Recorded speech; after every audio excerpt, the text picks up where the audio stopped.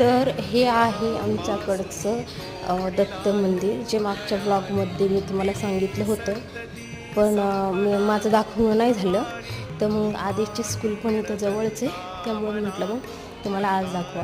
आणि तुम्ही पण घ्या दर्शन.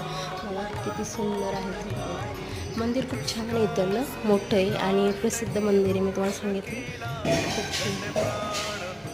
तर मी आदेशला सोडून आता घरी चालले. आमच्या इकडं रात्री एवढा पाऊस झाला आहे. वातावरण कसं भारी दिसतंय. आज पण खूप गरम होतं ना, कारण एवढं लागतं ना. इथं जवळच जाऊन आले, पण एवढं कसं व्हायला लागलं.